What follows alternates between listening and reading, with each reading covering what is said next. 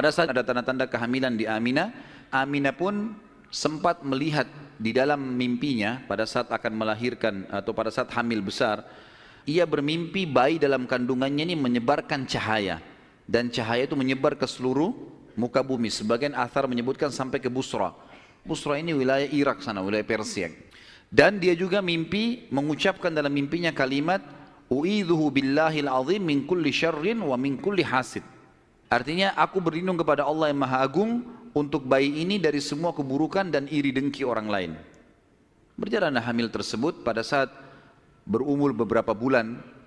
Ada sebagian ahli sejarah menyebutkan sekitar 6 bulan hamilnya Aminah. Maka meninggallah Abdullah. Maka Nabi SAW jadi yatim sebelum lahir.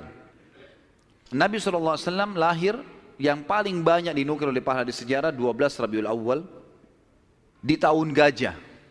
Tahun gajah kejadian Ashabul Fil, dan tepatnya 50 hari setelah kejadian gajah itu. Disitulah lahir Nabi sallallahu alaihi wasallam.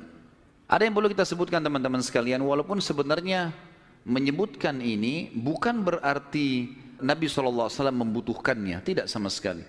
Nabi SAW jauh lebih mulia daripada tanda-tanda ini.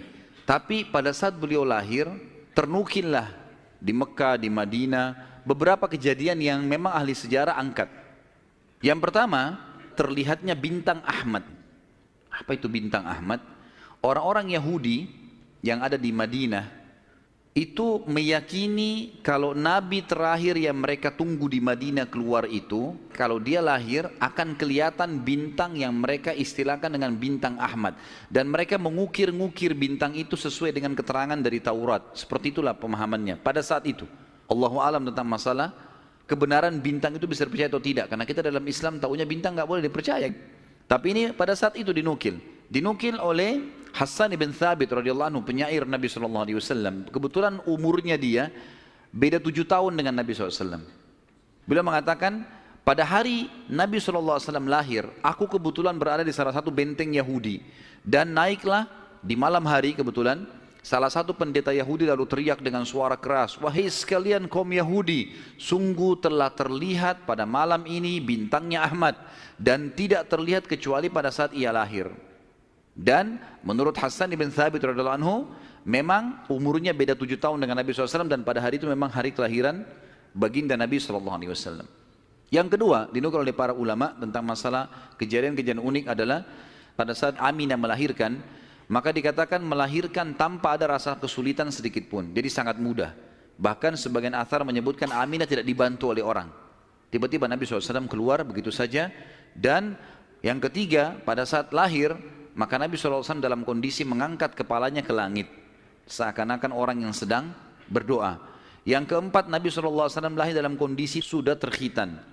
Yang kelima, Nabi SAW lahir juga tanpa terbebani lagi dengan sisa tali pusar, udah nggak ada. Sampai poin di sini, Aminah melahirkan dengan sangat mudah, Nabi SAW seperti berdoa ke langit, kemudian terkhitan, kemudian tali pusarnya sudah terlepas.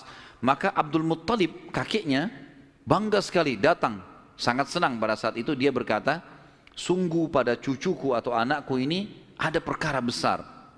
Lalu Abdul Muttalib pun membawa bayi Nabi SAW ke Ka'bah saat baru lahir, dan ia yang memberi nama Muhammad. Baik, ada sedikit rahasia masalah nama Muhammad ini. Perlu teman-teman tahu, nama Muhammad sebelum Nabi Muhammad SAW tidak dikenal oleh orang-orang Arab. Gak ada satupun orang Arab bernama Muhammad pada saat itu, belum ada. Terus dari mana nama ini? Ada kisahnya. Jauh sebelum lahir Nabi SAW, Abdul Muttalib pernah jalan-jalan ke negeri Syam bersama dengan 3 orang sahabatnya. Yang pertama Sulaiman bin Mujazi', salah satu kepala suku di Mekah.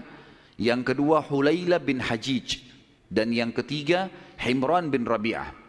3 orang ini bersama Abdul Muttalib, 4 orang ini pergi ke negeri Syam. Pas tiba di negeri Syam, ada salah satu pendeta Nasrani menemui mereka lalu berkata, kalian dari mana?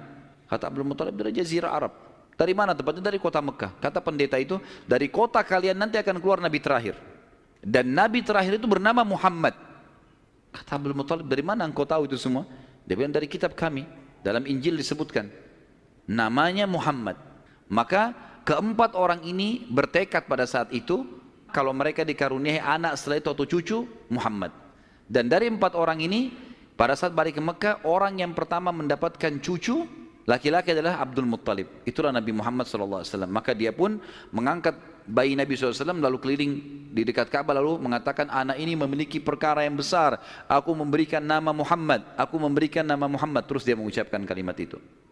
Kemudian selanjutnya teman-teman sekalian, yang keenam adalah goncangnya istana Kisra di Persia dan rubuhnya 14 teras istananya. Jadi ada teras-terasnya istana itu rubuh semua tanpa sebab. Pada saat melihat kejadian tersebut, Kisra sempat khawatir, lalu dia bertanya kepada para peramal-peramalnya lah, dukun-dukunnya segala, maka mereka pun menjawab, goncangnya istana disebabkan karena hari ini lahir seseorang nabi dan runtuhnya 14 teras ini menandakan terdapat 14 raja Persia, tinggal 14 orang saja. Selebihnya sudah runtuh kerajaan ini. Maka sempat Kisra bilang, 14 raja masih lama. Kalau satu raja punya 100 tahun umurnya, berarti 1400 tahun. Tapi tanpa disadari oleh Kisra, para ahli sejarah muslim menukil, tanpa membenarkan ramalan ini ya. Karena ramalan itu semua, kalaupun bertepatan, karena syaitan mencuri berita dari langit. Bukan karena mereka tahu. Sebagaimana dijelaskan dalam hadits Nabi SAW. Dan ternyata setelah Kisra, yang pada saat Nabi SAW lahir itu ada, anak-anaknya berselisih pendapat dan dalam waktu 4 tahun saja terjadi penggantian 10 orang Kisra. Mati semua, saling membunuh satu sama yang lain. Dan puncaknya yang terakhir adalah yang ke-14 meninggal di zaman Umar radhiyallahu anhu. Pada saat Umar menembus wilayah Persia. Yang ketujuh, padamnya api sesembahan kaum Majus. Jadi ada api yang disembah di beberapa titik di negeri Persia. Jadi mereka buat api besar dan api itu tiap hari mereka sembah. Pada saat Nabi SAW lahir, api itu tiba-tiba mati. Dan mereka berusaha menyalakan, tidak bisa. Selamanya mati. Sampai pada saat itu seluruh Persia yang menyembah api, apinya mati semua, nggak ada. Mereka mau coba nyalakan sampai runtuhnya di zaman Umar bin Khattab, nggak ada api mereka. Nggak bisa lagi mereka nyalakan api untuk disembah ya. Setiap kali di wilayah Persia dinyalakan api, mati, padam. Mereka cuma pakai masak, habis itu padam. Nggak bisa sama sekali. Yang kedelapan, hanyutnya air sungai Sawa. Sungai Sawa ini teman-teman sama dengan sungai Gangga sekarang di India. Di kultus dianggap ini sungai keramat lah dan seterusnya. Maka orang-orang Persia meyakini sungai Sawa ini adalah sesuatu yang luar biasa.